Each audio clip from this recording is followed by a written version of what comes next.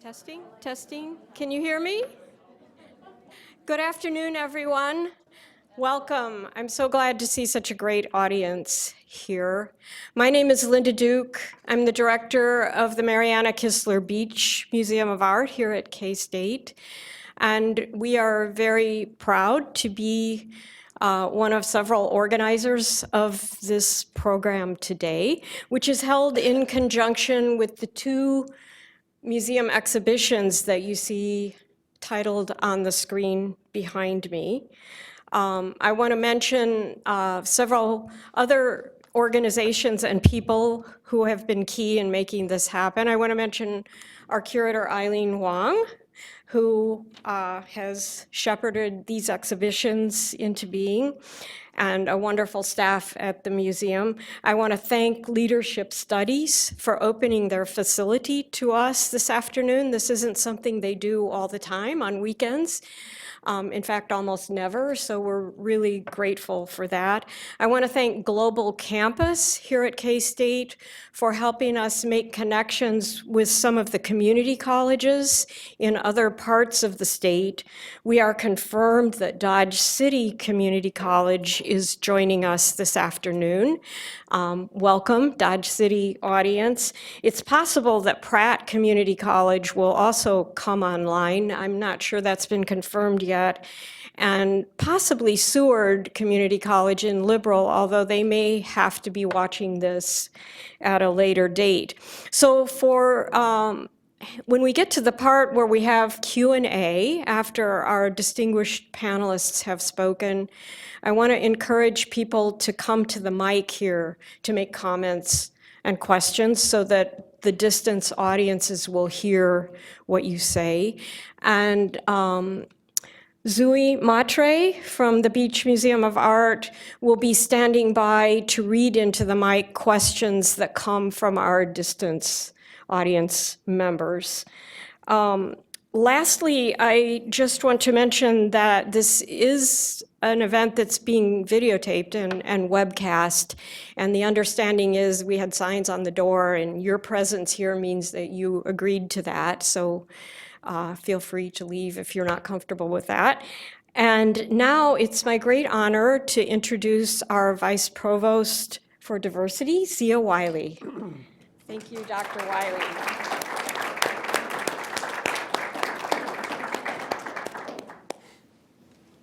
Good afternoon. I'd just like to thank everyone for being here. We have representatives from the K-State community. We have our Junction City community, Manhattan community. And so this just really shows the interest of this great panel discussion that we plan to have today.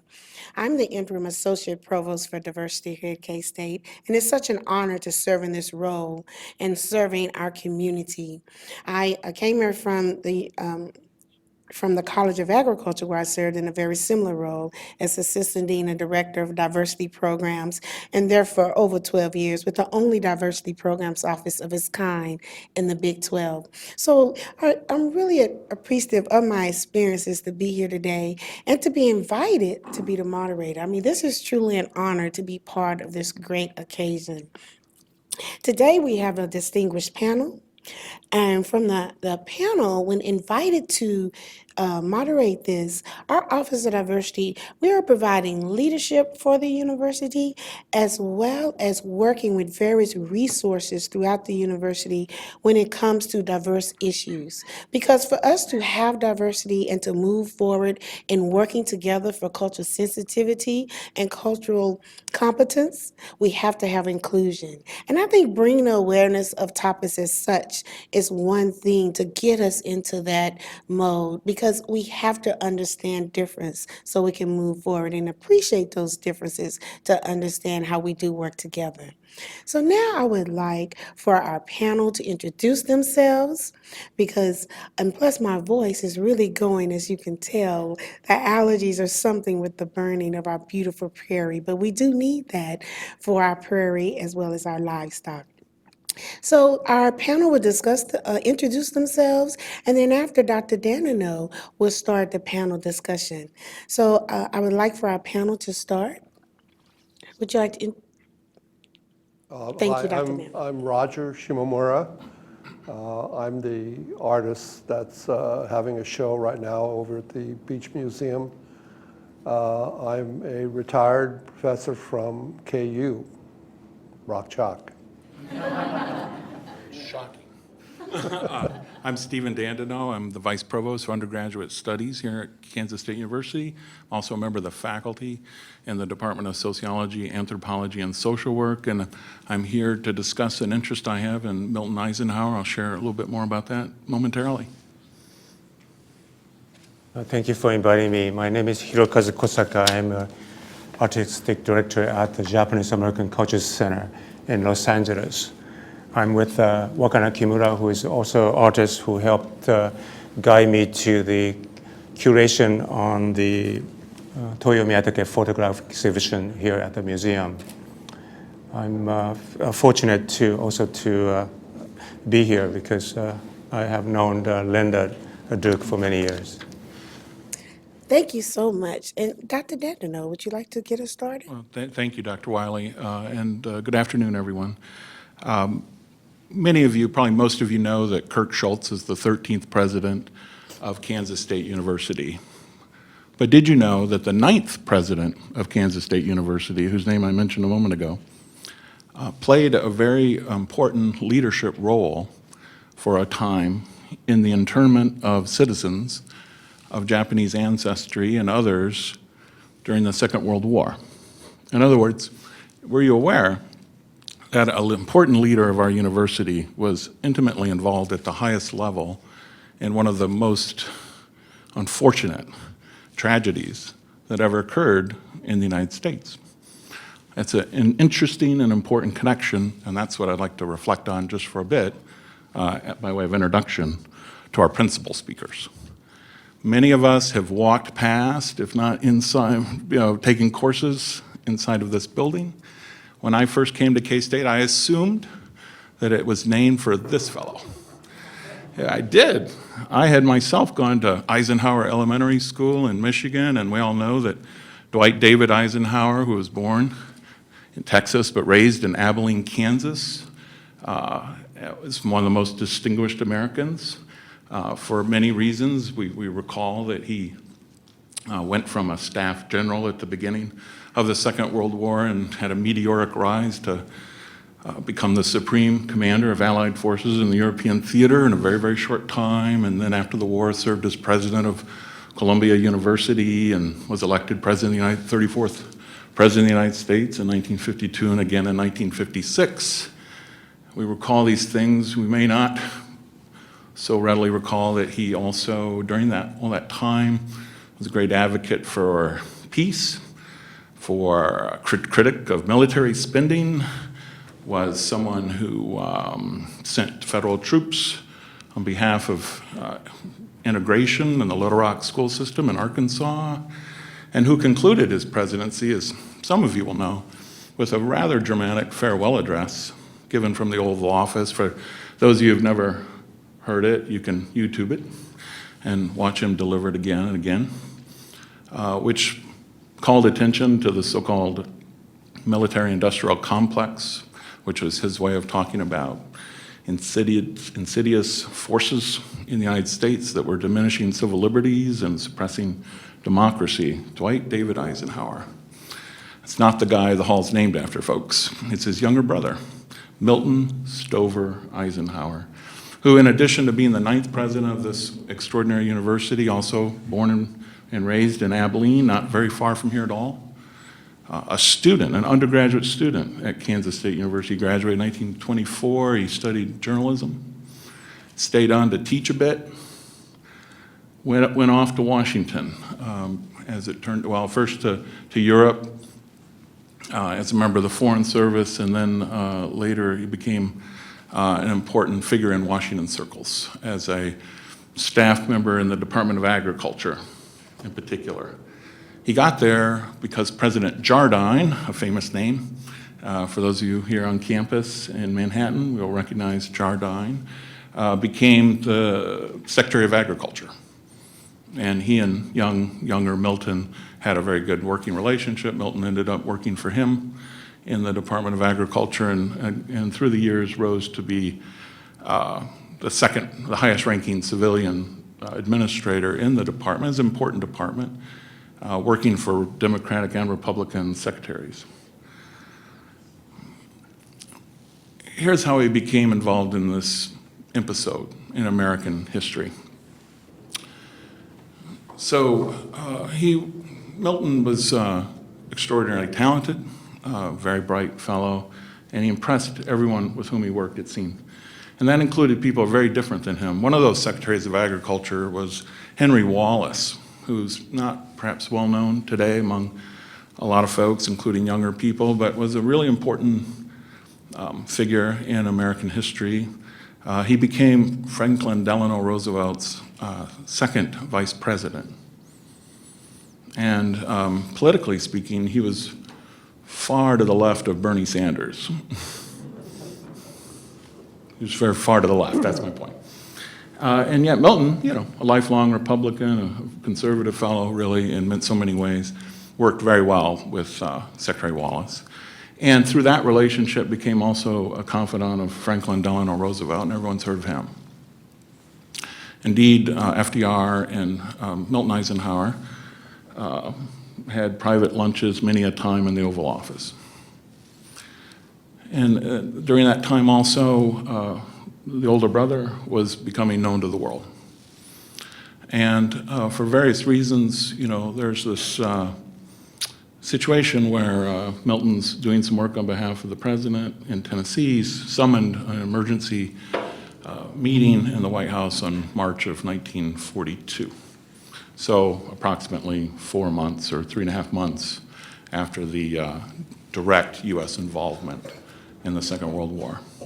And he walks into the Oval Office, and the president, in a grim manner, directs him to represent him as the head of the War Relocation Authority, essentially the civilian arm of what was this grandiose process of removing citizens and other persons of Japanese ancestry who had done nothing wrong from their homes to centers or concentration camps that had been established or were being established. And Milton Eisenhower, who I want to tell you, I think, in my opinion, is a good guy, said, "Yes, sir," and went about to do that work. And he did so for a few months' time only, though, because when he went out west to California, which was as you probably all know from your studies of history, then by that point declared a military zone and was under very much the control of military leaders, not all of whom were racist, but the ones who were in charge were, very much so. And Milton had to work with them, and they really had more power than did he in this wartime circumstance. And the same was true of the governors of all the Western states with whom he was to negotiate about the resettlement, and that's a pretty anodyne word for what was actually happening, of all these citizens and other persons who had done nothing wrong. And they too were overtly and openly racist in their understanding of the situation. They spoke in those terms, and they were very hostile toward the very idea of their states, except for the Colorado, of their states playing host to these undesirable people.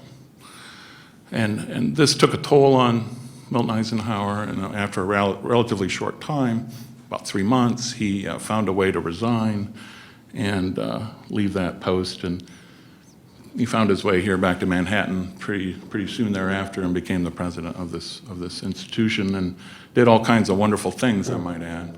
During that time, he created an amazing general education program modeled on what was then new and very innovative at the University of Chicago. He created an Institute of Citizenship, which is in many ways the precursor of the Staley School of Leadership Studies in which we're sitting. He's more famous perhaps for being president of Penn State University, where he served a longer period of time, and also Johns Hopkins University. Let's get that face off there. There's There's Dr. Eisenhower. Actually, doctor is a bit of a misnomer. He had only earned his undergraduate degree from K-State doing all these things. He was given an honorary doctorship once by Jardine when he was president of Wichita State. And there he is at Johns Hopkins. You know, he's a powerful guy who served all the presidents who followed his brother in office up until his own passing in 1985. Anyhow, so what to say about all this? Here's what I would think. Milton Eisenhower is usually regarded when he's thought of at all, when we think about this period, this time in American history, as I said, a kind of a good guy. He, after all, he hated what he was doing. He said he lost a lot of sleep, and he tried to get out of it as soon as possible. And he did everything he could, which was pretty limited, to mitigate the circumstances, to make things better for those whose lives he was helping to upend and overturn. And he probably had this perspective and this ability because he was raised in a good home in Abilene, because he had studied journalism here at K-State, and that is a very cosmopolitan field of study, bringing you into relationship with public life, because he had spent time abroad in Scotland as a member of the diplomatic corps, you know, because a lot of factors, because he was the kind of person who could interact well with people who differed with him, like a Secretary Wallace, Vice President Wallace, or President Roosevelt. People really different than he.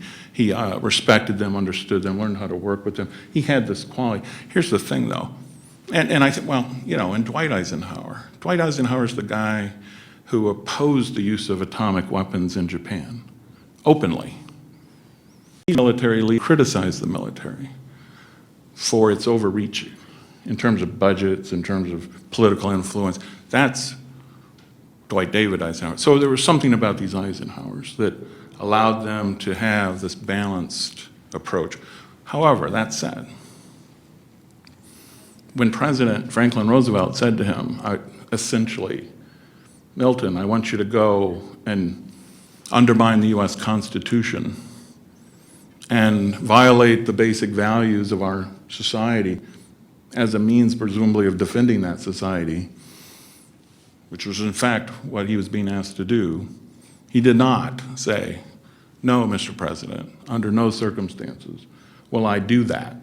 In fact, not only am I resigning, I'm going to go out and use all my abilities, which were very considerable, and I'm going to oppose you in any way I can, despite the fact that it's wartime, there's great hysteria, and the very people, many of whom are leading our country or in positions of high authority, generals, governors, are highly racist people, filled with hate and fear, and who said in public things like,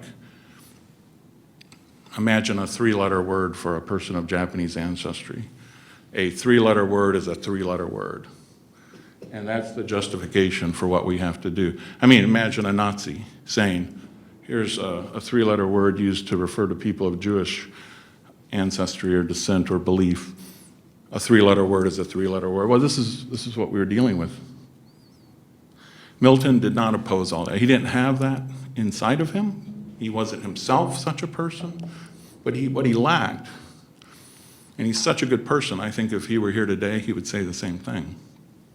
What he lacked and what we need to cultivate as students, as faculty, as citizens, is the ability to be the person who says no to that, who doesn't participate at all in that, and in fact, who opposes it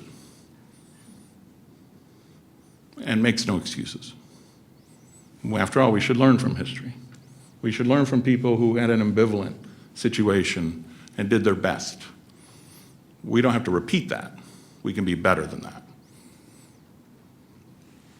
I was invited, I think, to speak, not because I'm an expert, not because I have great insight, but because I think through Milton Eisenhower's deep and enduring connection to this institution, we all perhaps have a special connection to this history, to this subject matter, and therefore a special obligation to do better. Thank you.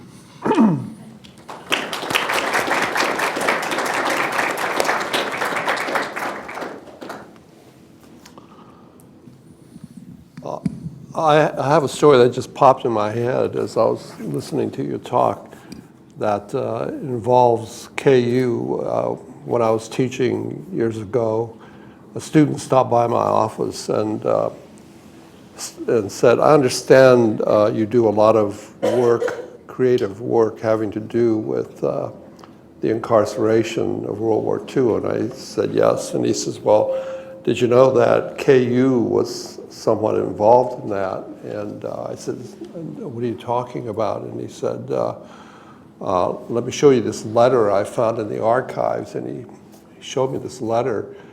And what had happened was that there were two Japanese-American Nisei, meaning second generation, they were American citizens born in this country, had applied to KU for admissions because of the camp situation back in Seattle. And they knew that they would have to go to these camps. However, there was a window of opportunity for them to leave the Pacific Northwest and go eastward. And since there were students at the University of Washington, they wanted to go someplace where they could finish their college education. And one of the places that came up for them was KU. And so they wrote a letter to the chancellor of KU and said,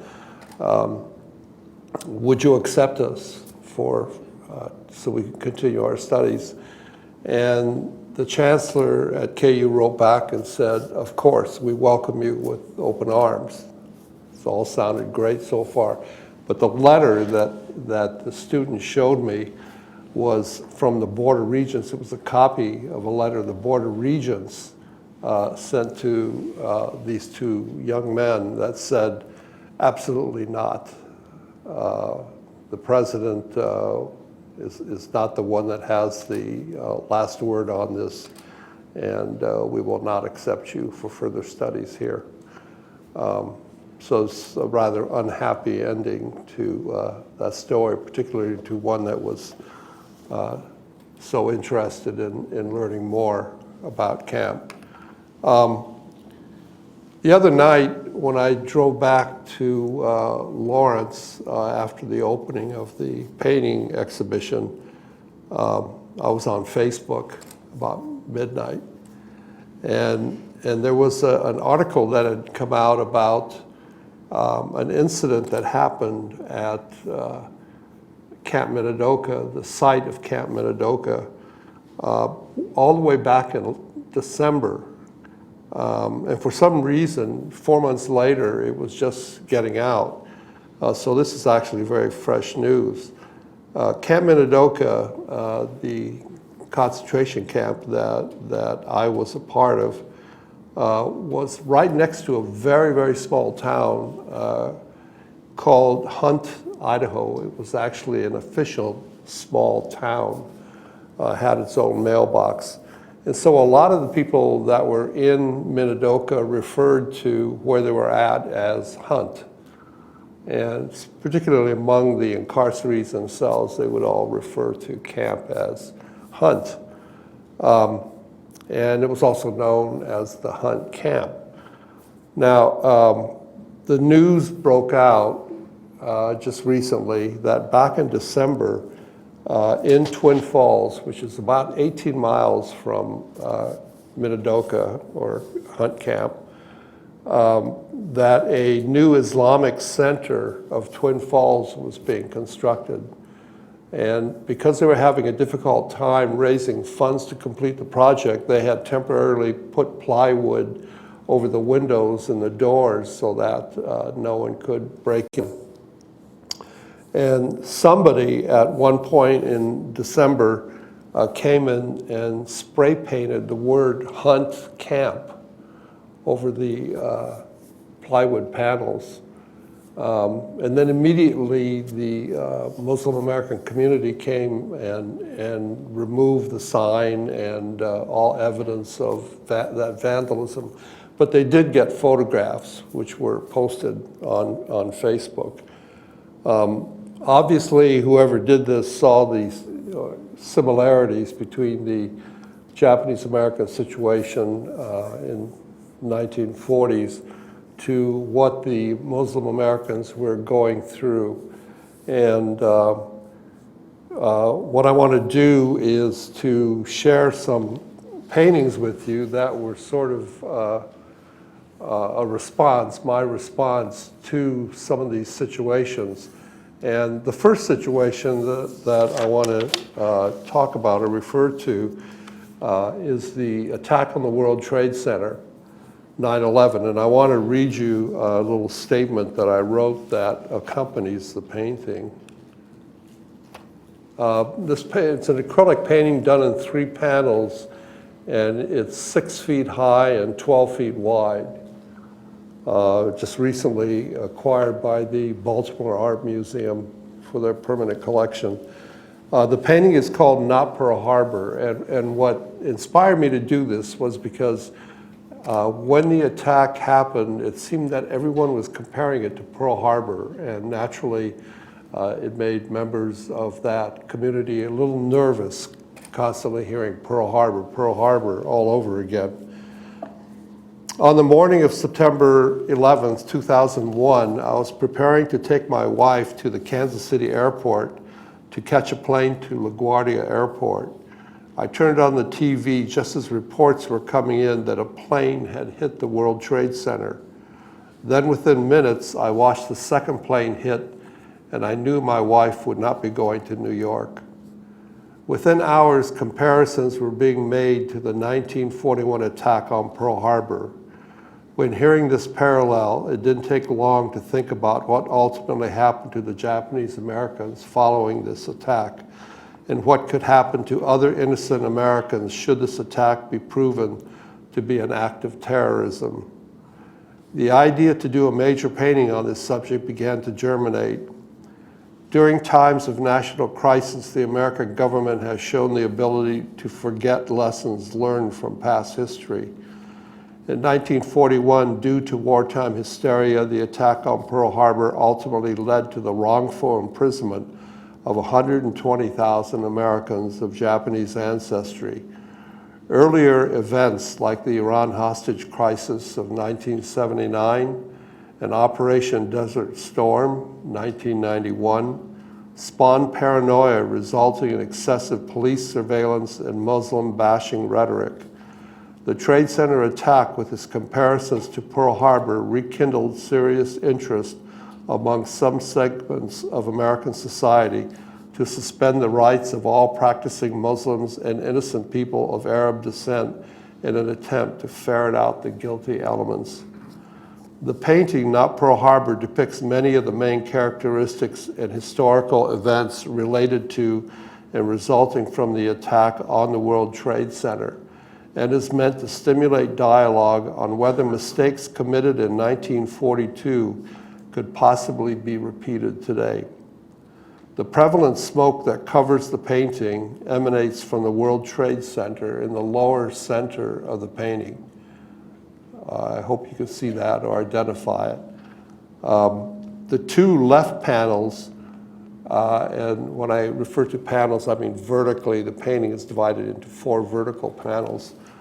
The 2 left panels depict historic events from the Middle East, while the right 2 panels depict issues related to the attack on Pearl Harbor. In total, the painting is intended to ask the question, just how far have we come in exercising good judgment where racial profiling and religious tolerance is concerned? So it's a little hard for me to see that. The issue, I think it's clear from the issues on the right 2 panel depict everything going from the actual attack on Pearl Harbor at the bottom in the opening between the black clouds to the top that the war ends in the bombing of Japan with atomic weapons. And right in the middle is the monument to Pearl Harbor that exists in Hawaii today. And in the exact middle of the painting are, and this has made some museum people a little nervous when the possibility came up about exhibiting this painting, because there are two stereotypes. But one is a stereotype of a Japanese soldier on the right, and the other of a Middle Eastern person on the left. George Bush, who was president at the time, and Franklin Roosevelt, who was president of America at the time. And then on the left, some references to Guantanamo, to the Iran hostage crisis, a close-up of from the pilot's deck in the upper left-hand corner, just about ready to impact the World Trade Center. Osama bin Laden in the lower left. And the Trade Center in the lower bottom being attacked on the right by Japanese Zeros, and on the left by the US airliner. So that painting, let's see, was done in 2012.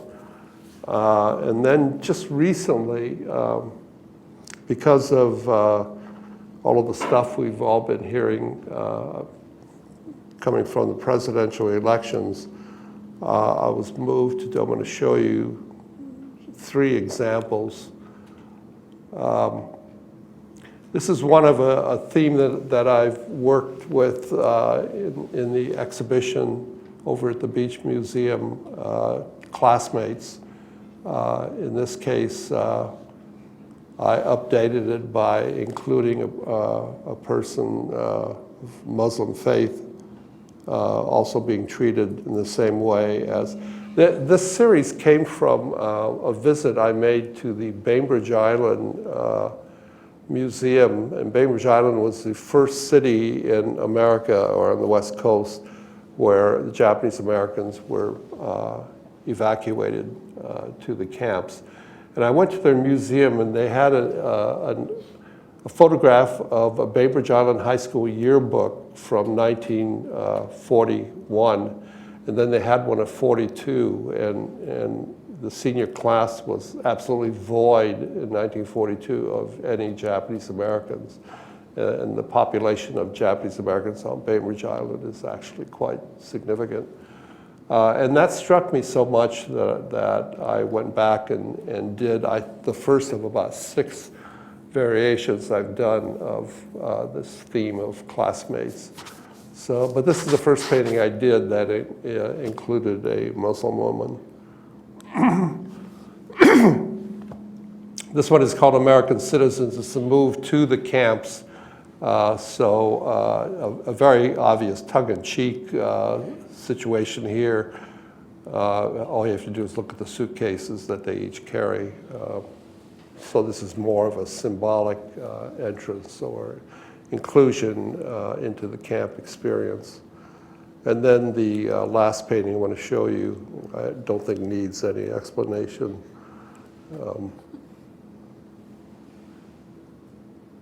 Okay. Thank you very much.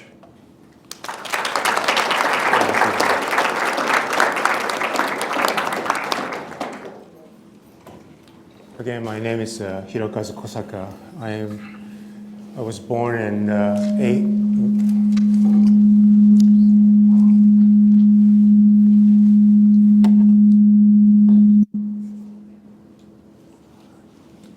Can you hear me?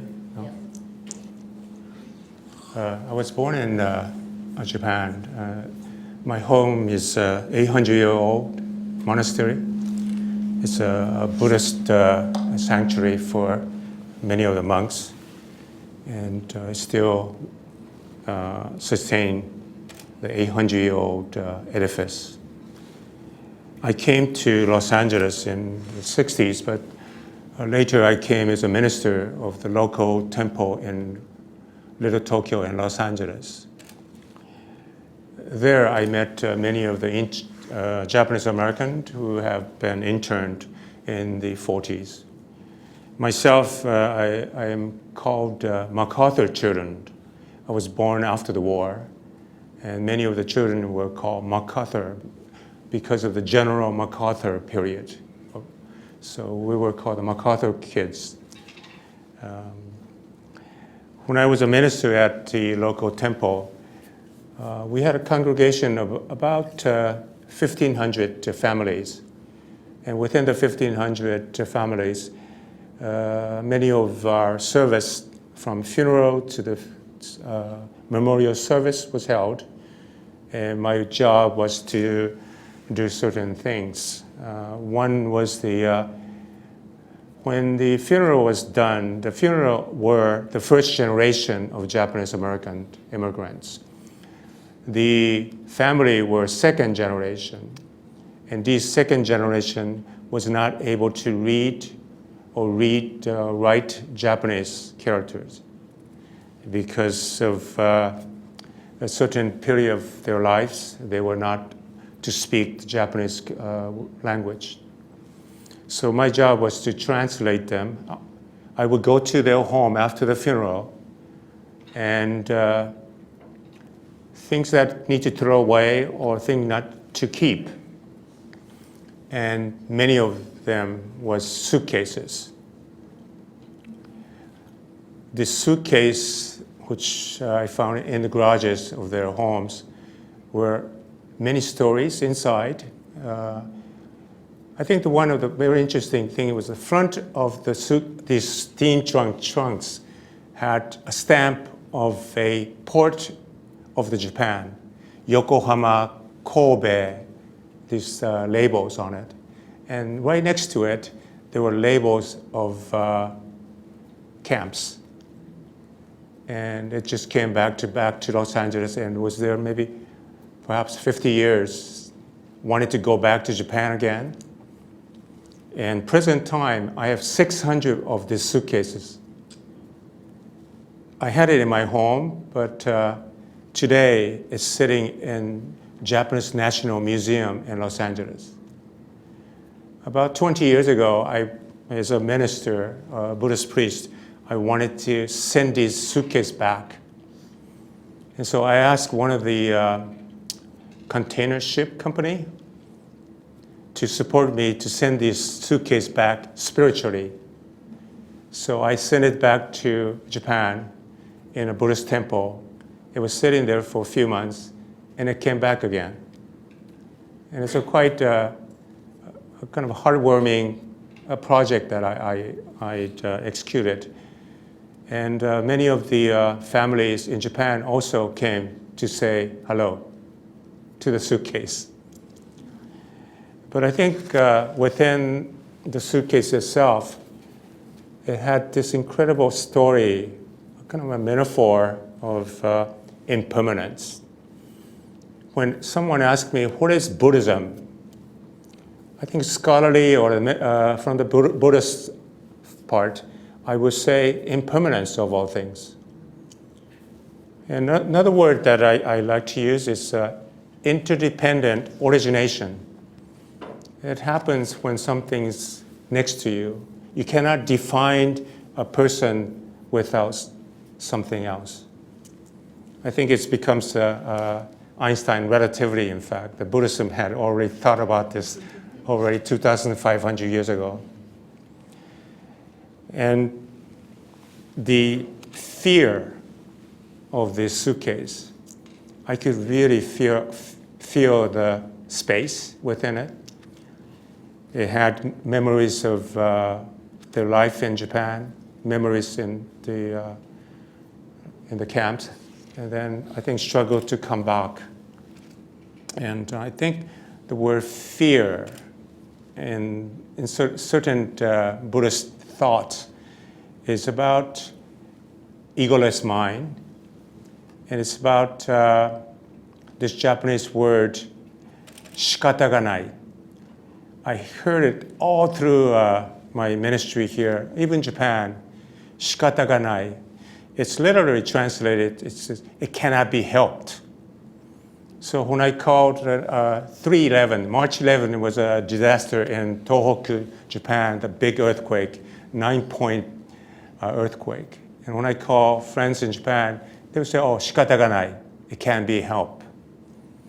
And I think I heard these words all through my ministry in Buddhist temple in Little Tokyo, where many people said, well, it could not have been help. And I think perseverance of Japanese have this particular word too, called gaman. And I think these two words signify what Japanese, we call the silent people of Los Angeles. There were no activists, they didn't say a word. They packed their suitcase in less than 48 hours and moved on. I have many, many friends who were fishermen in Los Angeles. They had more than 300 ships, and they were not able to sell it, or they were not able to take it with you to the camp. And they were given away, or some of them were upset and they burned it in the Pacific Ocean. There were many, many stories like that. And if you come to the museum, you'll see what Toyo Miyatake took photographs, or really signifies that particular time. And I mentioned in the exhibition, Roger and I talked about one of the photographs. It had a fish market in Manzanar. And what in Manzanar is a desert, almost 4 or 5 hours from Los Angeles. These friends of fishermen, the Japanese high school kids, friends from high school, they kind of stole their father's truck and they load tuna, sardines, mackerel in their iced trucks, and they brought it for them. And that's kind of a cool thing to do, a high school kid, borrowing father's truck and bringing them to their friends. And those kind of sentiment is in the exhibition. Please come and see it. It's quite heartwarming. It's not so much about angriness or fear. It's about life in the camps. There were 3 documenters, Ansel Adams and Dorothea Lang.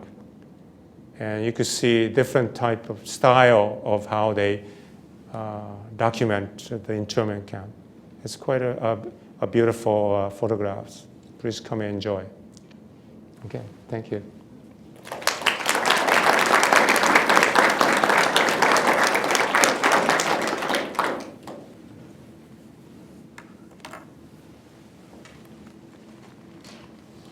So I'd like to thank our panelists. I think it was very informative. And here at Kansas State University, this program is truly reaching our goal, how we want our audiences, our community to understand that we are truly embracing diversity. And through 3 departments, we're really working hard through Student Life, the Office of Institutional Equity, as well as the Office of Diversity, to continue to embrace diversity by information, increasing the awareness. So this particular seminar today, or program, has been very enlightening, and now it's time for you to be engaged. Engaged to ask your questions. We also have the opportunity that we have in the wonderful world with the internet, that we have our satellites that are actually going to have an opportunity. They can ask questions, and we get the email right here and have the question asked.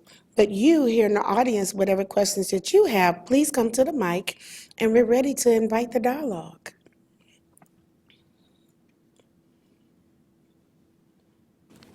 Thank you.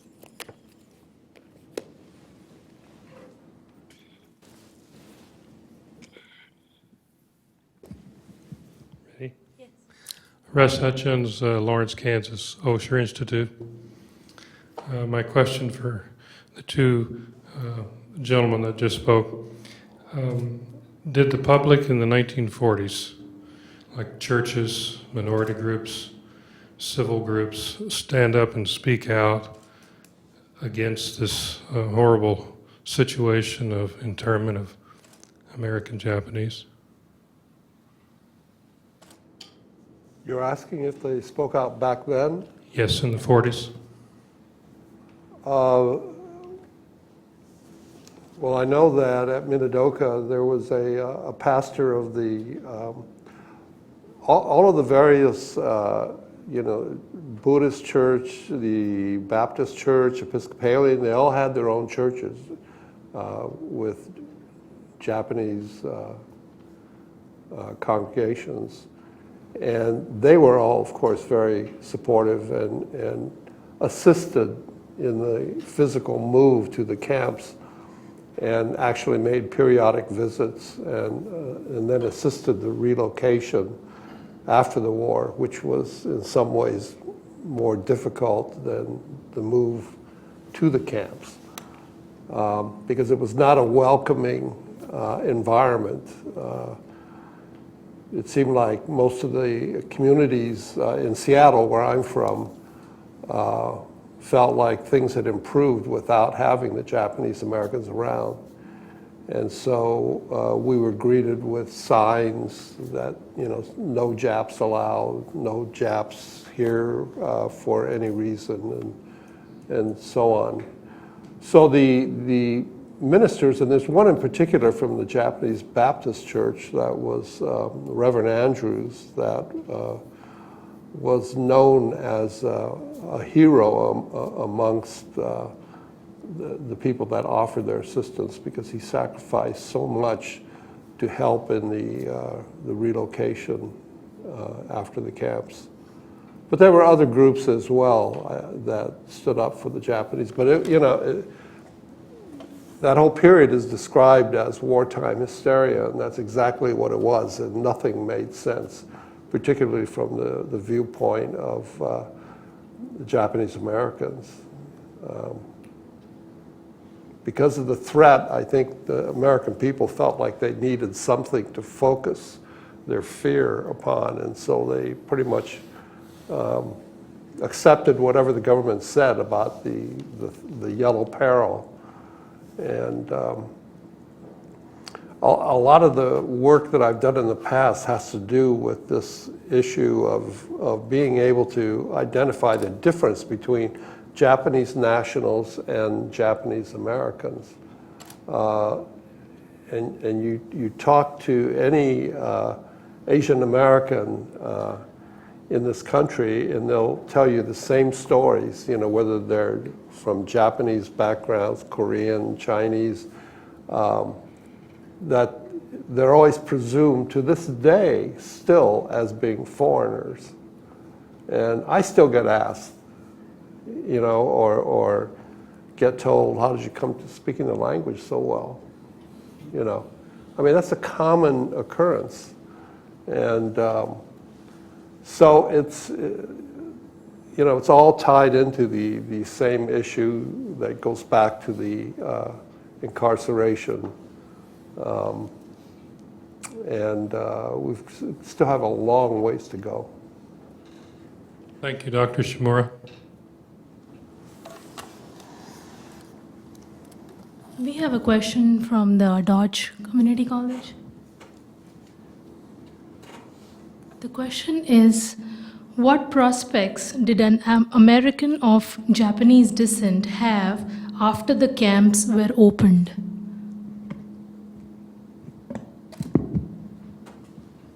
What was it? What prospects, or what could you do once you were in the camp? During the camp? Yeah. What did they whilst do? being in the camp. I probably, the question, what they do in the camp? After the camps were opened, what were the prospects for the Americans of Japanese descent? So I'm just trying to clarify if it is after the Japanese Americans were released or before that. Just waiting for an answer. It's after release. Well, after, in 1945, many of the people came back to the origin, but many people then come back to their homes. The people who I did research on, they came back to their home, but yet the home was sort of devastated by, especially, let me tell you a little example. In East Los Angeles, present time, there is a lot of Mexican American living there. Before the war, there was a Jewish community, Italian community, Portuguese community. The high school kids went to this particular school called Marshall High School. When they were rounded up to go to camp, one of the Mexican American kid kind of dressed up like a Japanese American kid and smuggled into a bus, a guy named Ralph. And he lived in the Manzanar camp for 3 years. They let him stay. But after they came back, most of the luggages that was stored was in churches and temples. It was not their home in a way, but it was a community grounds. And when they came back, that's what they, in fact, came back. But in Little Tokyo and Los Angeles, the entire streets were occupied by African Americans. And the very famous jazz groups were there. And even today, there are a lot of research on that Little Tokyo area where many of the jazz company was there. But when they came back to produce company and farming. The fishing company was all gone, and the entire fishing family were dispatched to different careers. Many of people, I think they went back to farming.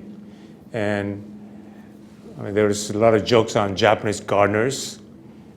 Beverly Hills, kind of rich area, all of them were Japanese Americans doing gardening. Now we have entirely, the landscape have changed. Sort of Mexican Americans have taken over the landscape gardening. And you can see a difference between Japanese gardener with other groups. They're, you know, kind of bonsai kind of a landscape, and it's all gone now. So, but again, maybe Roger would know more about Seattle and other places. There was, I don't know how many of you have read the book Hotel in the Corner of Bitter and Sweet? Bestseller, New York Times. But it's a story about the incarceration experience in Seattle during the war. And it revolves around the Panama Hotel, which is a real landmark in Seattle, because the Panama Hotel was in existence when there was a very active Japanese community in Seattle. In fact, there were a couple of blocks that were just lined with stores. It was like Tokyo recreated the markets and all of that, which of course with the evacuation just totally disappeared. And they're trying to bring that back, and I think a major contributor to that is this book called The Hotel in the Corner of Bitter and Sweet. And the Panama Hotel, our family is sort of, it's close to our family's heart, because my grandfather, when he came to this country, stayed in the Panama Hotel in 1907. And years later, towards the end of his life, he developed Alzheimer's. And he would constantly drift away, and we'd get phone calls from the police saying, you know, we've got your grandfather or a relative here. Can you come pick him up? And we'd have to go across the city and, you know, pick him up. Well, one day I got a phone call. I was home, and it was the Panama Hotel. And they said, would you come and pick up your grandfather? And I said, he's at the hotel? He says, yes, he checked in. And so I got in the car and I drove to the Panama Hotel and found his room. and he was sitting on the bed, and I said, "Grandpa, what are you doing here? You know, let's go." And he says, "No," he says, "I live here." And it was incredible to think that his entire lifetime went by and just disappeared. And he was there at the hotel. That was his first night in this country, you know. But the Panama Hotel has since been turned into a sort of a mini museum, tea house, coffee shop. And the feature of the coffee shop is on the floor there's a huge sheet of plexiglass that goes to the basement of the Panama Hotel, and you can stand there and look through that plexiglass, and you can see the basement that's filled with all these old trunks. And apparently what had happened was when the war broke out and the Japanese Americans knew they were going to be evacuated, they needed someplace to store all their household goods. And the Panama Hotel that had Japanese owners said, "You could store it here, and after we get out of this, you could come and pick it up." And so they brought their suitcases packed with all of their household goods, and it was all stored, stacked up in this huge basement at the Panama. And after the war, because it turned out to be longer, the evacuation process turned out to be longer than anybody anticipated. Most of the people didn't want their trunks and just said, "Throw it out." Well, the owner kept it, of course, and turned it into this museum, virtually a museum with this plexiglass floor. So if you're ever in Seattle, go to the Panama Hotel and the coffee shop, and you can see this for yourself, along with all the displays of stuff that they have in there related to Japanese and Japanese American history in Seattle. Like a lot of things, we tend to forget about them in history. It's not that long ago, really. It's just yesterday that all this happened. And I would, with respect to both questions, put a good word in for Studs Terkel's book, The Good War, which is ironically titled, a set of interviews, won the Pulitzer Prize many, many years ago, but kind of recollects what was happening during the Second World War, and I think brings it to life in a very vivid way. And it's a lot more complicated than almost everyone realizes.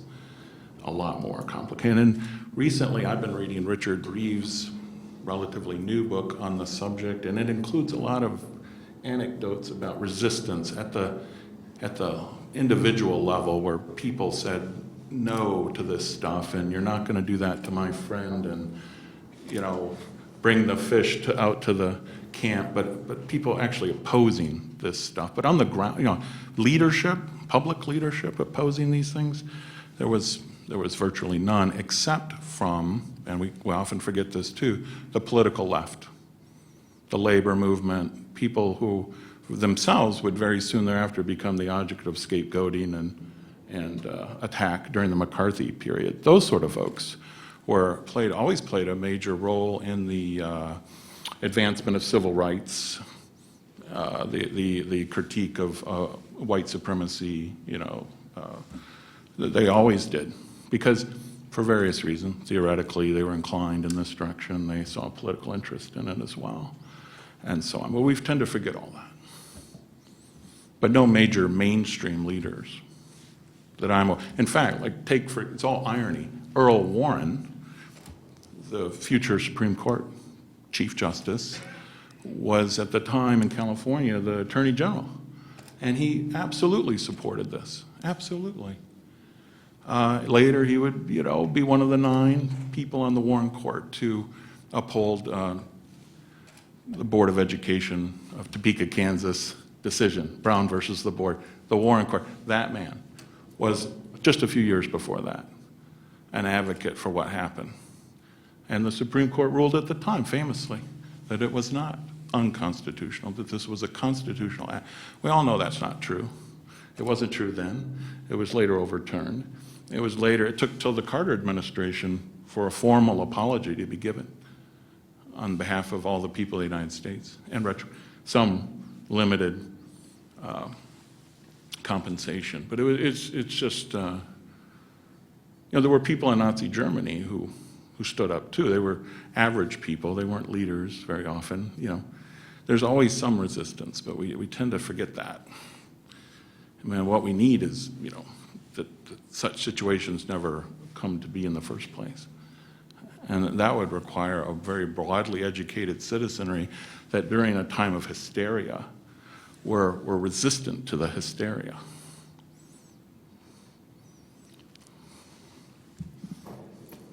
There's a question for Dr. Dandaneau. What is the name of the second book that you mentioned after the first was The Good War, the second question? The second What book? is the title of that book? Can you say? I can't hear you. Oh, yeah, that's right. It's called Infamy by Richard Reeves.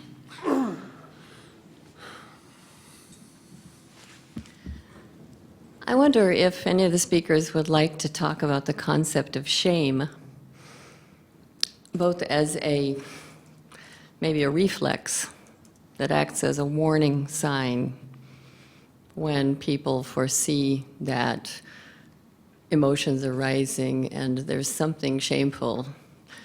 And also in terms of those long-term and very difficult attempts to deal with a past that for a whole very large group are accepted as shameful.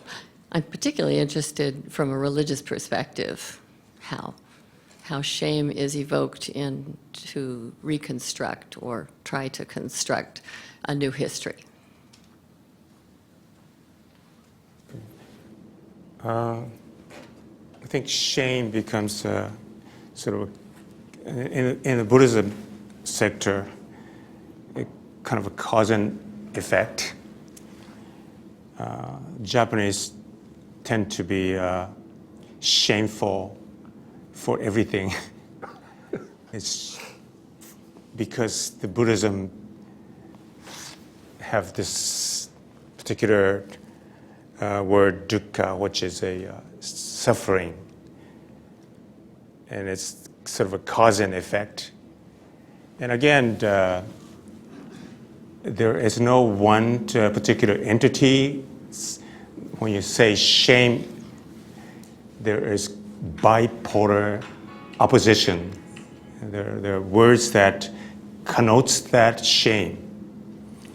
And Japanese cultural, and especially the first generation who came to America, have this particular language. The cultural difference between my generation to that particular time. I too, when I came to America to learn English, the grammatical difference was so different than Japanese language. There is no such thing as conjunction in Japanese language. It's everything is conjoined, interdependent. For example, space and time, there's a conjunction, right? A and D is a conjunction, a grammatical.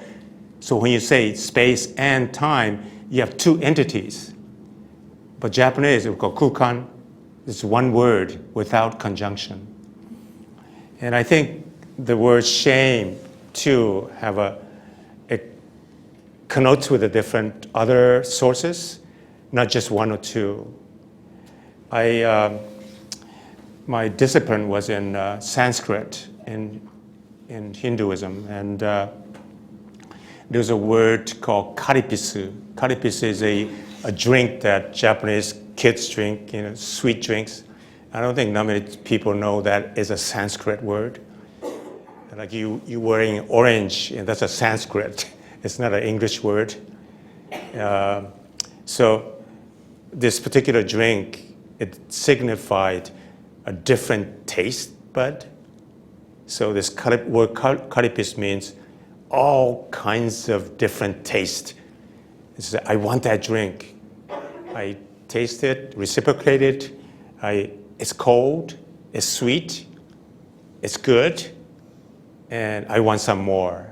And so Japanese language or Japanese culture words are similar to that.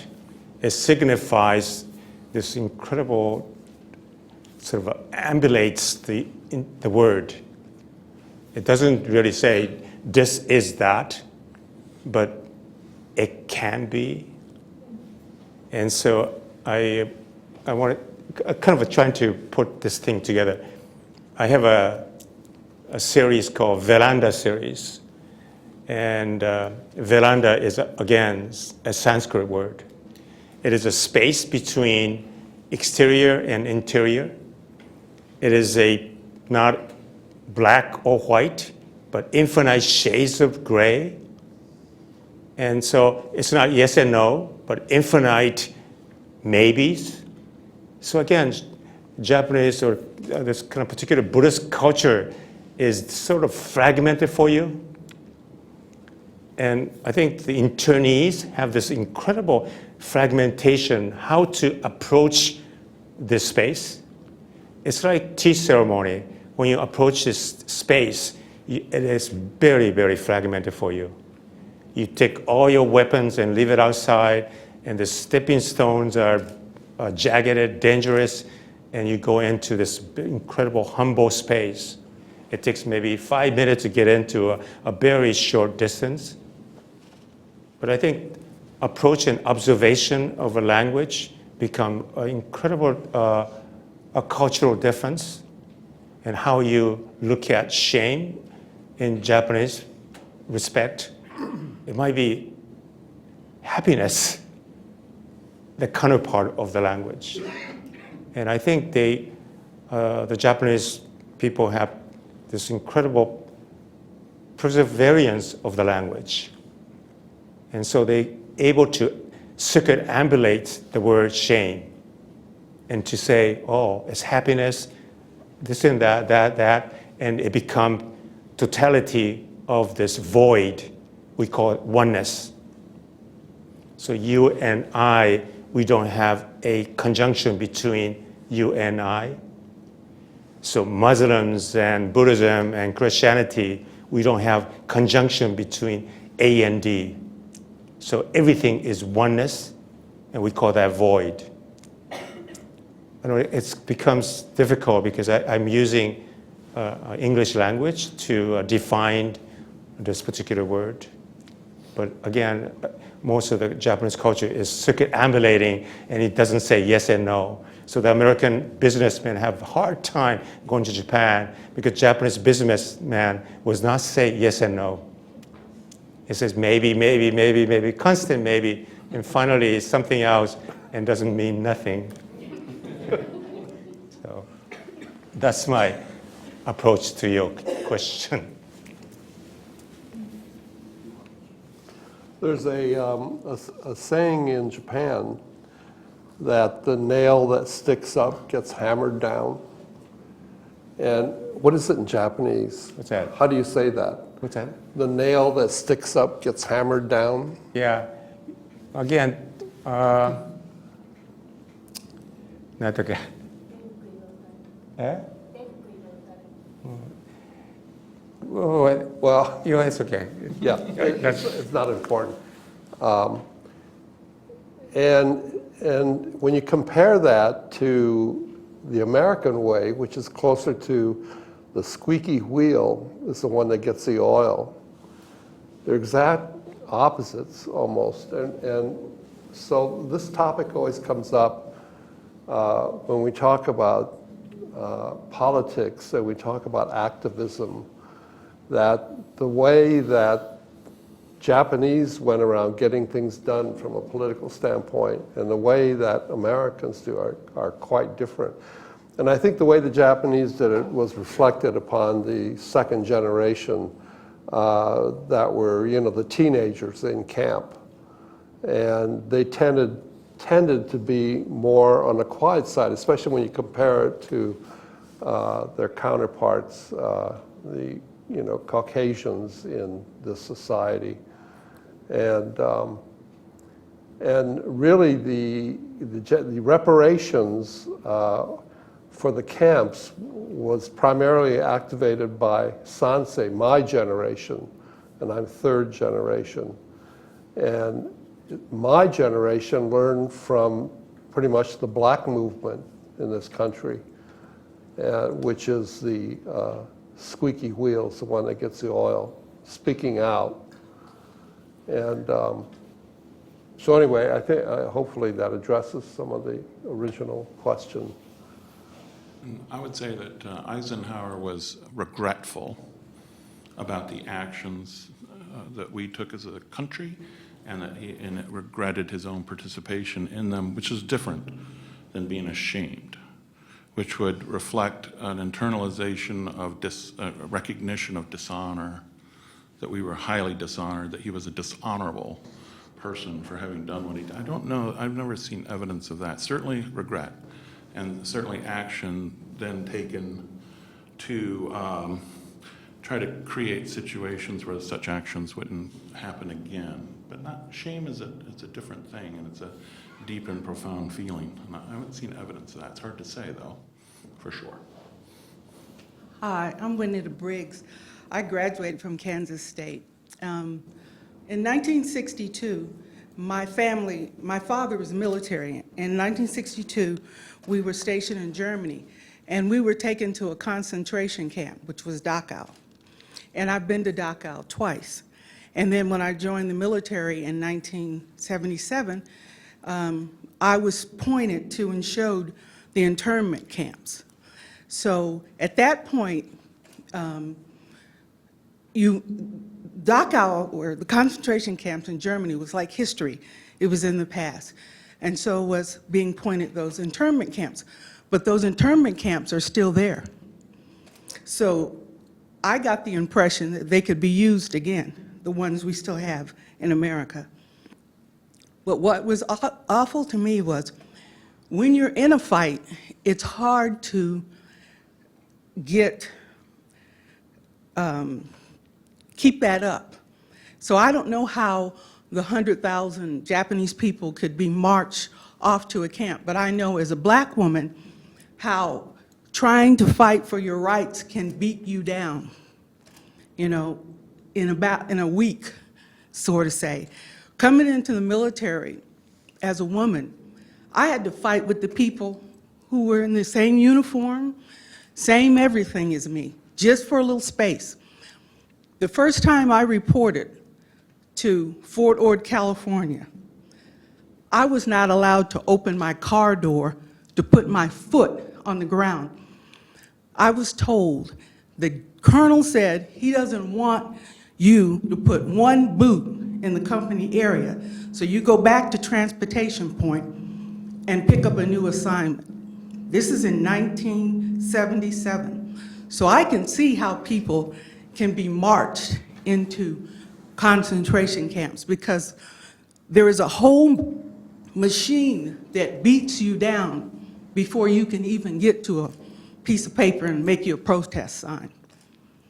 And I've heard about what happened to the Japanese Americans, and I was like, wonder why there wasn't any, big movement, big protest, why the Baptist church didn't fall out and say, you can take Japanese people to the concentration camp, but you're not taking the Baptists, because everybody had somebody in the fight. But people, for whatever reason, are glad it's not them,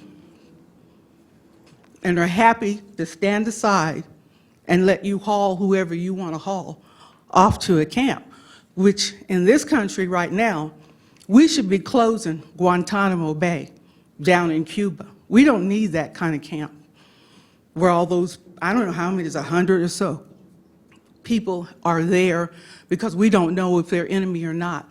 They should be brought to America and put in all these prisons. We have 4 or 5 big prisons in Kansas that can hold anybody. But I know that I felt kind of helpless seeing, what went on in the concentration camps in Germany. I didn't even know about the concentration camps in Japan until after that, period. So as far as when somebody was asking you about shame, you are ashamed. When you're a person who's walking through that, you're walking through a camp, you're seeing the remnants of a camp, you're ashamed.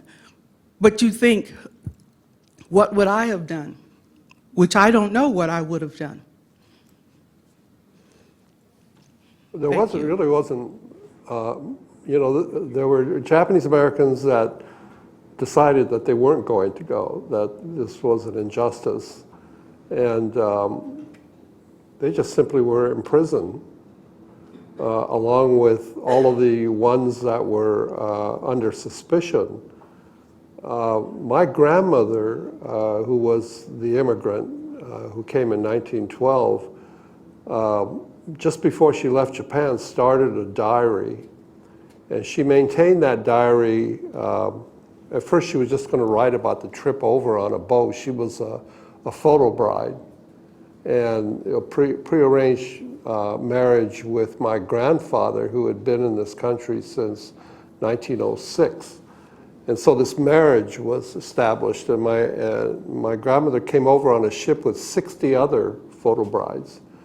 And she started a diary and continued that diary for 56 years of her entire life in this country, and chronicled all of the events, including, of course, the incarceration. She was also a midwife because she was a nurse in the Japan-Russian War. She had medical training. She became a midwife and ended up delivering over 1,000 babies in the Pacific Northwest. And I was the last baby she delivered. She came out of retirement to deliver me. So I've always had a close sort of relationship with her, not only when she was alive, but even after she passed. I did a lot of paintings that were based upon those diaries, and recently donated those diaries to the American History Museum at the Smithsonian.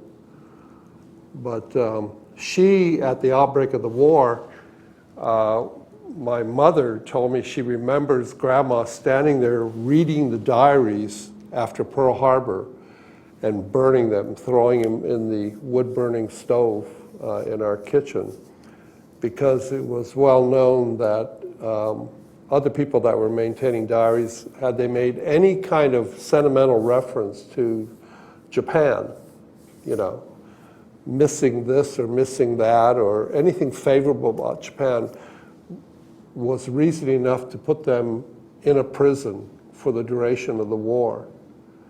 And so she was tossing diaries. So, instead of having 56 diaries, I have 37, I think, and most of the missing ones were destroyed by her. So anyway. I'll just jump in real quick.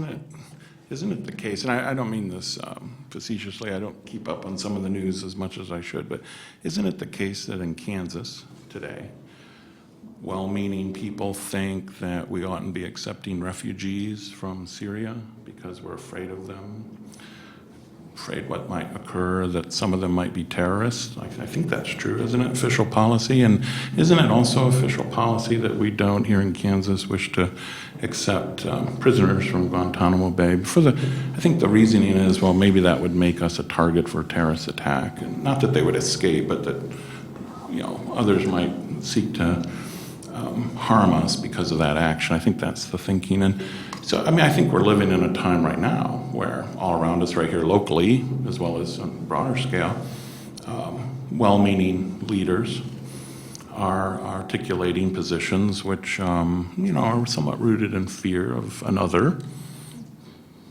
And, you might say, well, it's reasonable fear, it's a reasonable concern.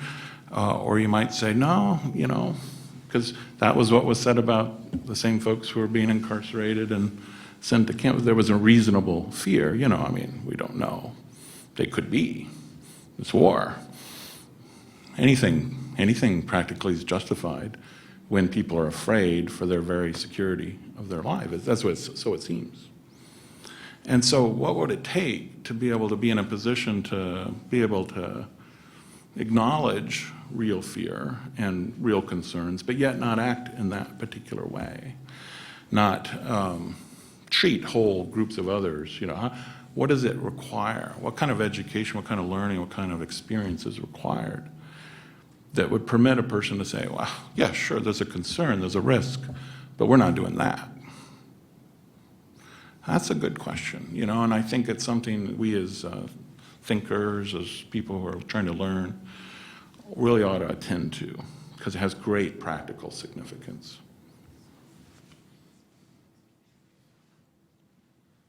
I know we have a question coming in from our distance audience, but I just want to jump in with something in response to what's just been said. And that is, I'm not sure the power or the empowerment to act comes out of shame. Shame may be justified, but shame is not an empowering feeling. And so I think your question, Dr. Dandaneau, what do we need to cultivate in ourselves and help young people cultivate that will empower them? And I don't think it's shame. I'm not saying that's not ever justified, but I don't think that's what it takes. And I think those of us here at a university really need to give some serious thought to that question. And I thank you all for raising it. We have a question from the Dodge City Community College from Professor Jennifer Nolan. The question is, why do we not see more comparisons between the current push against Syrian immigrants and the internment of Japanese Americans? The blind ignorance, fear, and racism seems so relevant to our current climate.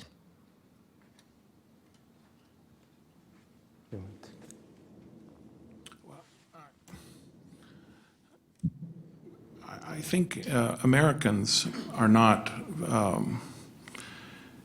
I think people in other societies have a much better understanding of their own history. I think Americans tend not to. In as much as we know anything about our own history, and forgive me, I know there's lots of exceptions. I don't mean to paint with broad strokes. I guess I do mean to paint with broad strokes. I think there's plenty of evidence to suggest that Americans do not study their history. They know the barest little about it. And what that means is they certainly don't meditate in a deep and spiritual way, in a historic, with a kind of rootedness even in what we might call Western humanities, or certainly not with on the basis of any sort of rigorous social science, or we just don't plumb the depths of our own experience terribly well, no matter what aspect of our history it is, even the things for which we might be rightly very proud. And so there's a lot of reasons for that.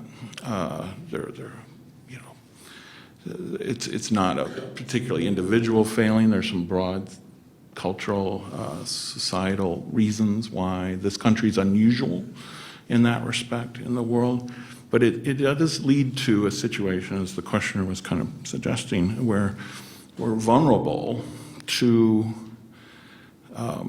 circumstances wherein we might be led astray because we don't have that internal knowledge and the experience acquired, not directly, but through others' experience, that would allow us to make good judgments, to have the right understandings that might then allow us to shape our raw emotions and modify them and put them in, make them work for us in such a way that would allow us to deal with our problems differently. We don't draw on our history very much. So with respect to the case of, I don't want to call it history, it's just yesterday. It's with us right today. That this thing happened in our society. People don't know the barest facts about it, let alone have given any deep thought. You're kind of unusual that you've been to a camp.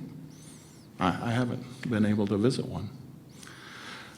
So that is something that we really do need to address, and I think people of all sort of political sensibilities in our society tend to agree on that. One of the most outspoken advocates I've heard recently is Justice Sandra Day O'Connor, who's a lifelong Republican, conservative person.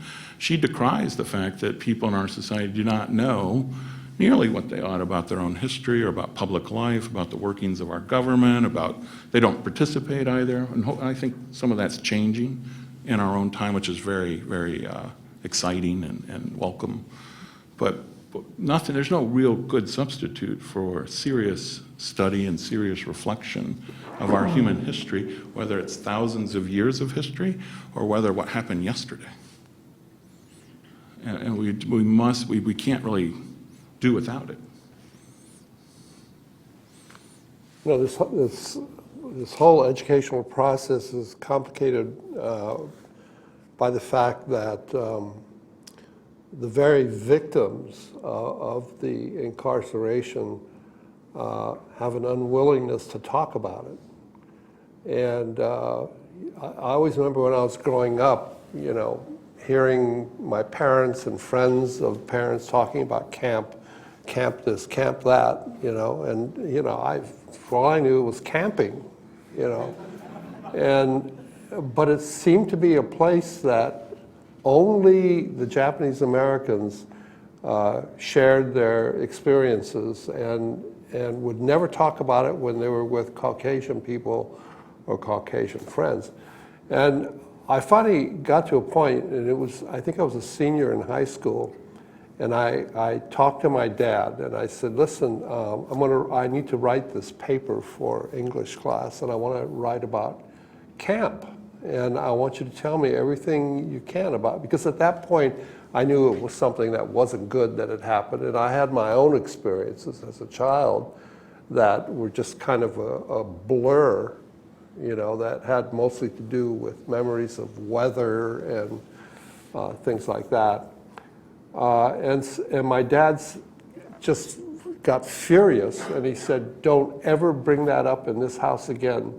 This is something that we're trying to forget, and we don't need you to bring it up because, you know, it could happen again. And I mean, this was the attitude I found later of not just my father, but of his entire Nisei, second generation.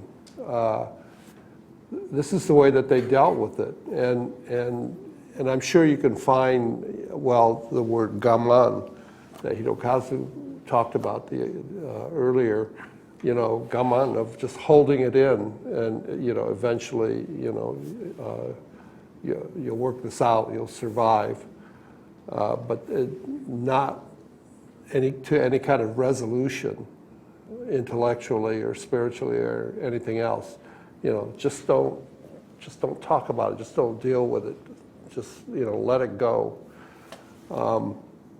And so, as I said, it was really my generation, the third generation, that were far more Americanized, growing up in a household that there were virtually no evidence of being Japanese, because I think my parents were deathly afraid at that point of looking too Japanese, you know, to other people, because this could happen again if Japan did something wrong, you know. And so I was, you know, pretty much everything in me that was Japanese was flushed out. And so when the movement for reparations came, reparations from the government, the big fear was that the Nisei, who failed to talk about this publicly, talk about that experience, would be asked to testify in front of public audiences, you know, conducted by the US government. And reparations is going to be determined on how willing they were to finally open the door for, you know, these conversations to take place. And boy, did they open. And from what I understand from people that attended these hearings, that they were just simply unbelievable, literally the dam breaking and just gushing. And even my dad got into the spirit once. And a good friend of mine, Frank Chin, who was a writer, was living in Seattle at the time, and he was asked to write a story about the history of Japanese Americans in Seattle. And he decided to pick one family, and he picked our family. And he, starting with my grandmother and going to my dad and then to me, because there were so many events and issues within our lives that were sort of important issues and topics in Japanese America And so Frank came over to our house, and my dad was sitting there on the couch, and I was shocked that my dad would participate in this, especially with Frank Chin, who's crazy. And Frank started, first thing he did was he says, "Is it okay if I tape this?" And my dad said, "No tape." And I thought, yeah, that's typical, And Frank said, "Can I take notes, writing notes?" And my dad said, "That's okay." And so then Frank started asking questions, and what were you doing on Pearl Harbor Day? It's something I never asked my dad. I had no idea. And so it was fascinating to hear what our family was doing, when the Japanese attacked Pearl Harbor. And then, a lot of questions about camp, and my dad was answering these questions, and I was learning all these things. And then Frank said, were there any experiences that were particularly bad for you in camp? And my dad said, yeah, there was one when we were being processed into camp. And he said, I was holding Roger, and he was 2 years old. And he said, and we were in line to take medical or to take physicals. And a guard came up and took Roger out of my arms like this and said, he goes in another direction. My dad said, you're not taking him away from me, And the guard said, pulled my dad away in front of this big crowd and made him drop his pants and say, you will stand there until we give you permission that we're through with your son. And my dad said, it was the most embarrassing, humiliating event of his life. Well, obvious, They took me away and gave me shots or something. Of course, I don't remember any of this. And came back and returned him to my dad and said, you could pull your pants up again. And my dad was standing with his pants, probably 300 people around him that were in line waiting to take their medical, physicals, So, and then Frank, who's just feverishly writing all this down, and my dad said, I don't want you to use any of that. And Frank's mouth just dropped. And he said that was so embarrassing, so humiliating. I don't want that on record anyplace. So, it was things like that worried a lot of Sansei that things were not going to go well at the government hearings if other Nisei took that kind of an attitude, that they'll talk about things up to a certain level, when in fact beyond that level is the stuff that needed to be heard. So as it turns out, as I said earlier, the floodgates opened, all of these things were said, and eventually the reparations did happen.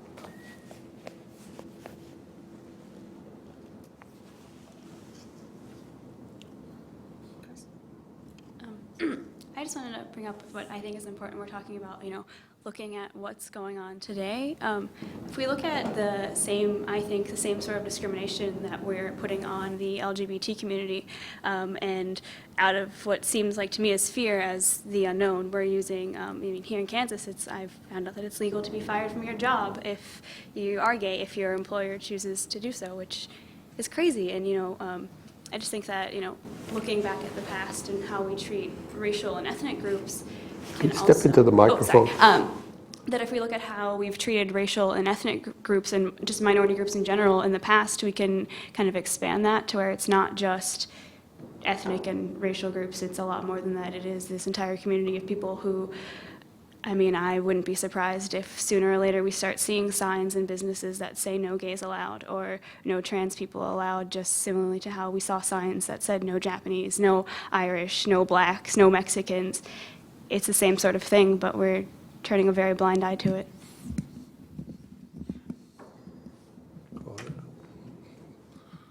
Right. Mississippi, that I've been paying attention to. Here's the thing. There are, you mentioned the gay, lesbian, transsexual community, and so forth. There's many communities, many, like most of us probably, in one way or another, have identities which have in the past become the object of some sort of threatening discrimination and have inspired prejudice in other people. To really understand these things, I think would leave one dumbfounded in a sense. I mean, if you really deeply investigated, just in this country, let alone all the rest of the world, our history in this respect, the result would be a kind of profound sense of the inhumanity that we can enact against one another. And studying psychology and sociology and other fields, history, can really help a lot. But I don't know that it seems not to have done its work, because time and again we're confronted by these same issues. There's been some progress, but lots and lots of regression, and it seems like all the progress is tenuous and could be reversed. It feels this way to many. To others feel differently. So I just acknowledge what you're saying, and it's another way of framing the challenge. There's a lot of similarities between these sort of issues, but there's differences as well that should be respected. I'm glad you brought up what you did.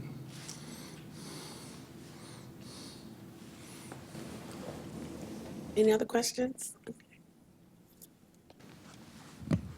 We've heard fear, shame, racism.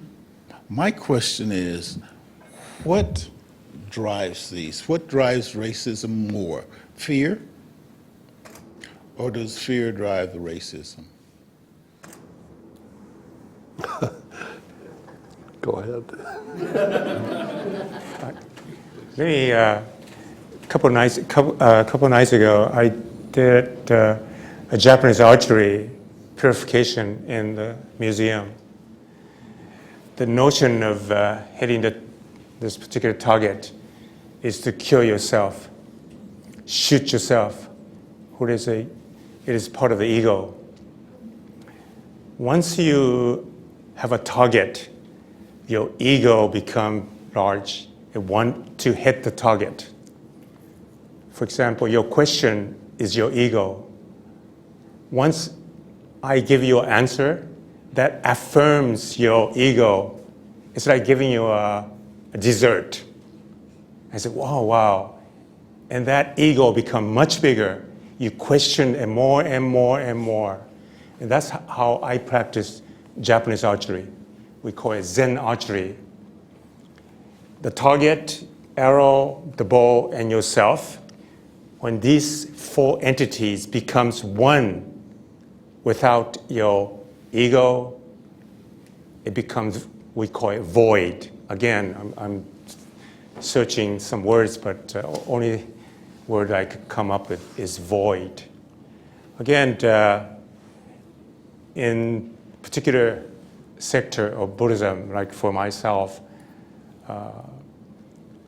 we shaved our head. We only wore black and white clothing. And from morning to night, it's meditation. Standing, walking, sitting, and to kill our ego for desire, want to know. And so it's a self-reliance that you understand your true self, and then I think you could understand what your question is all about. Again, kill yourself or shoot yourself is my practice now, even today. All through my life, I've been practicing archery, but in the archery range, my father would say, he screamed to me, he said, kill yourself, kill yourself. And that echoes in the dojo or the space. That from my archery perspective, I think. My graduate school mentor in sociology was raised in a Jewish community in Buffalo, New York. He's 90 years old now, and so came of age during the 1930s and fought during the Second World War. He's now a Tibetan Buddhist.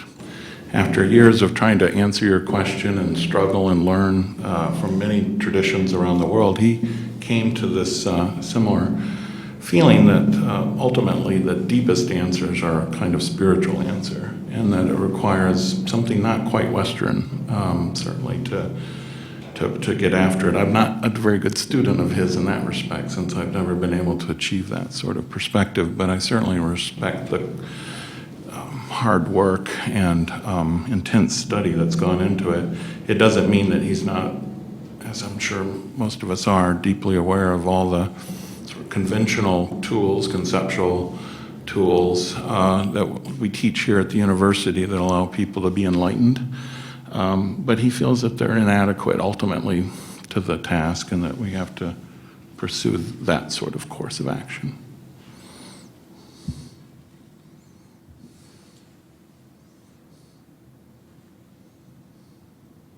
Any other questions? What about from the distant world? Can you take one more? Maybe have any questions? Yes, one more. There is one more. Is it okay?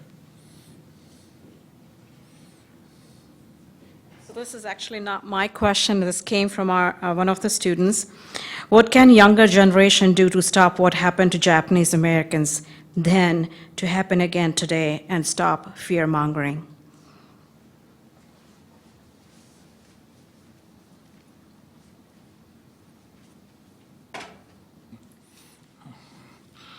I'm impressed with young people in this country today and in other countries. I feel that there's evidence before us of a great deal more engagement, understanding, and a deeper concern and caring for others, and a kind of acquired knowledge about the diversity that's truly part of our world. You find among younger people just far less, far less, true prejudice or recourse to ready and stereotypical understandings. Young people seem to me, by young I mean under 45, are terribly invested in, I think, a belief that we can achieve a truly more democratic society, a more peaceful existence between ourselves, and then our real problems are climate change and things like that, which require a very different kind of feeling. So I'm relatively optimistic. It's unlike me.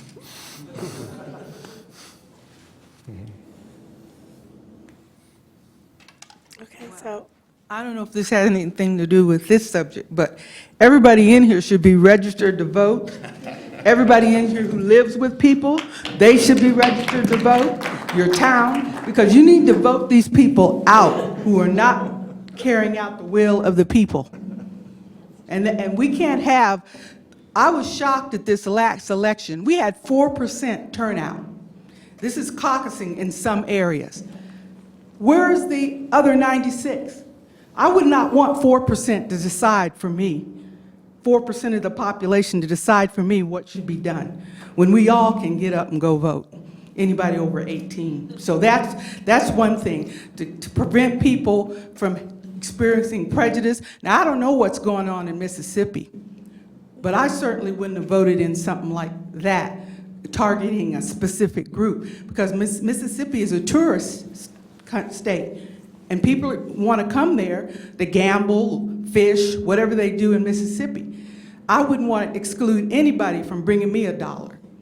But for what we all can do about keeping people from being marched into concentration camps, even your own brothers and sisters going to jail, is to vote for the right people who make the laws, who control the police, the county sheriff, the fire department. We have to take an interest in that. Thank you. I think if there aren't any other questions, that might be a very good note to end on, is for everyone to be able to have a voice and for us to be the voice. The title of today is You People, Mistrust of the Other. I truly think we have engaged in a healthy dialogue. But for us to say you people, that's one start that can give a negative. Even the way the finger is pointing in the picture, you know, you point the one finger out, but the three are coming back. So how do we continue this dialogue? Because hopefully it has given us an opportunity to trust ourselves, to engage in a dialogue, to learn about difference.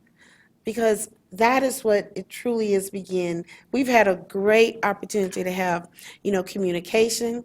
I'd like to thank Dr. Dandaneau and Linda Duke for truly inviting me as the interim associate provost for diversity and the office of diversity to partner for this very, very awesome event. It's been a great event. It's been, like I say, when dialogue is healthy, it can encourage you to go to the next level and to engage in conversation. We do have a reception because one thing that is very universal or that's in common or similar is food in different cultures. So music, food, and the arts, and I hope that you go and visit the Beach Museum to visit these two exhibits. They are very, I mean, I have been there. It's just great. It is, like I said, it allows you to engage in thought because we have continued. June 7th, one exhibit, and July 31st is the second exhibit. Again, we have the reception, and the reception is the Honors College program is who we can thank for our reception today. But I would also truly like to thank, I said, the Beach Museum for allowing me to have this opportunity to be before you.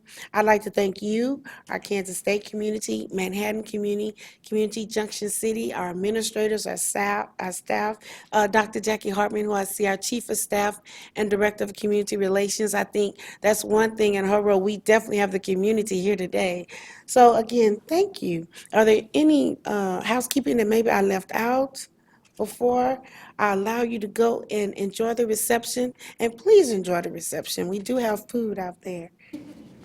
If there's not anything else, thank you.